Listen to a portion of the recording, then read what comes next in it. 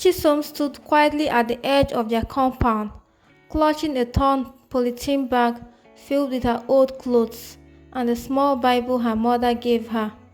The sun was just peeking through the sky, casting golden rays over the brown mud that made up their narrow village path. Obidi was still asleep. Birds chirped, goats bleated in the distance, and the scent of wood smoke filled the air.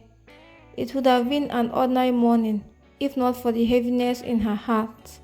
Her mother, Mama Ebere, coughed weakly from the small inner room. The sickness had drained her completely. Her cheeks were sunken, her voice barely a whisper, and her legs too weak to carry her. Chisom, she called, her voice cracking. You must go, my daughter. You have to go. I'll be fine. Just send what you can. Mama, don't worry. I'll work hard. I'll send money. You will get better, Chisom replied, kneeling beside her mother's mat.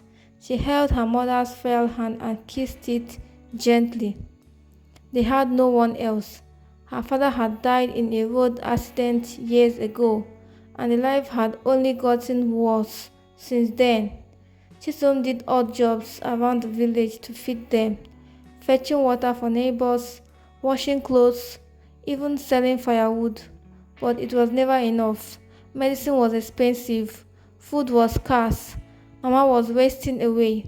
Mama Ngozi, their neighbor, had arranged a housemaid job for Chisom in Enugu. At least you'll be getting small salary, she said. It's a big man's house. They'll feed you and give you clothes. Stay strong. The journey from Obidi to Enugu was long and bumpy. Chisom sat in the back of a rusty bus, staring out the window as the familiar trees and dusty paths disappeared behind her. She whispered prayers under her breath, holding her Bible tightly. Enugu was loud and bright.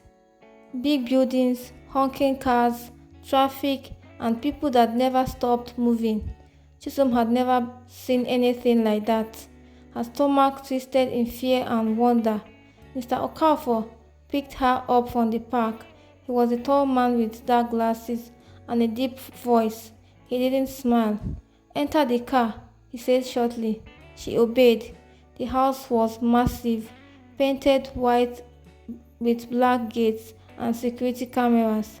A tall fence surrounded the building, and two angry-looking dogs barked non-stop. Inside, Mama Ada stood with arms folded. She was beautiful but stern, her voice sharp. Wake up by 4:30, sweep the compound, clean the tiles, cook, wash, iron, no laziness, no excuses. Chisom only nodded her head. Yes, ma. Her room was a small corner outside the main house, one dusty mattress, a cracked window, and no fan. She sat on the floor that night and cried into her wrapper. She was scared, but she remembered Mama's weak smile and wiped her tears. The days were hard.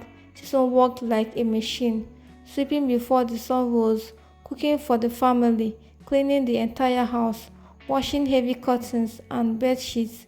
Her hands became rough. Her back ached, but she didn't stop. She told herself, endure, Chisom, just endure. Mama Ada was never pleased. You this girl, did I tell you I like salt in my stew? Must you waste everything? She would yell. If one spoon went missing, Chisom got the blame. If Madame misplaced her scarf, Chisom was shouted at. Mr. Okafor, on the other hand, started acting strangely. He would smile too long, touch her shoulder when walking past. One day he said, You are beautiful, you know that? Chisom blinked. Thank you, sir. She didn't know what else to say. He began giving her things, biscuits, malt, perfumes. Once, he gave her a brand new wrapper and said, Wear it in your room. Let me see how it looks on you. She refused politely. He frowned, but didn't insist. One evening, he came back from work with a small phone and handed it to her. So you can talk to your mother, he said. Chisom took it, shocked. Thank you, sir. But that night she barely slept. her spirit was troubled. Soon after, Madam Ada traveled. That night, Mr. Okafor knocked on her door. "Chisom, open up, let's talk." She remained silent, frozen in fear. He knocked harder. "I said open the door." Still, she didn't respond. He banged on the door for several minutes before finally walking away. Her heart pounded in her chest. From then on, he changed. No more gifts, no more smile. Cold silence. When Madam Ada returned, she collected the phone from Chisom. "So you now have secret phone, eh? Is it my husband that gave you?" Chisom tried to explain, but the woman slapped her. "Shameless girl." Her food became smaller, her chores increased, she began to lose weight. Her clothes hung loose on her frame, but she stayed. She had to help Mama. One afternoon, while mopping the marble floor, Chisom collapsed. Her head hit the ground. When she woke up, her nose was bleeding. No one helped her. Later, while fetching water, she met a neighbor named Auntie Ifoma. The woman noticed her pale skin and trembling hands. "My daughter, are you okay?" she asked gently. Chisom hesitated, then shook her head. "I'm tired. Come to my place later, I will give you food." That evening, Chisom visited her. She was fed rice and fish. She cried, then slowly told her story. "You need help, my dear," Auntie Ifoma said.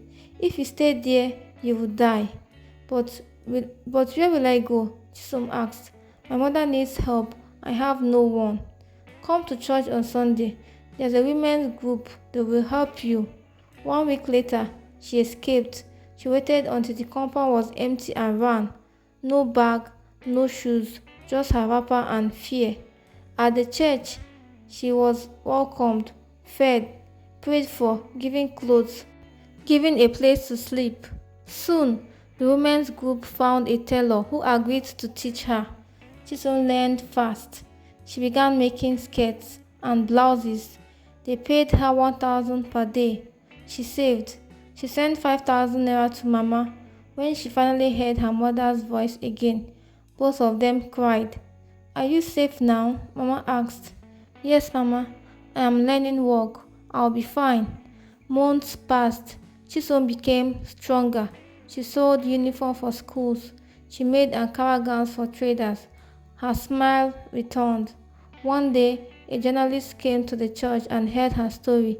It was published. People read it. Support came from strangers, money, job offers, prayers. With help, Chisom opened her own sewing shop. Chisom Stitches. She hired 2 girls and taught them to sew. 1 year after escaping, she returned to Obidi with foodstuffs, with wrappers, with money, with peace. Mama Ebere was sitting outside when she saw her. "My child!" she screamed. "Mama!" They hugged and cried. The village gathered. "Chisom is back. She made it." Today, Chisom is known across Obidi. She sends girls to school. She teaches skills. She gives hope. She lights a candle each night and whispers, "Mama, we made it." From a scared housemaid to a strong woman, Chisom's story is one of survival, pain, strength, and victory.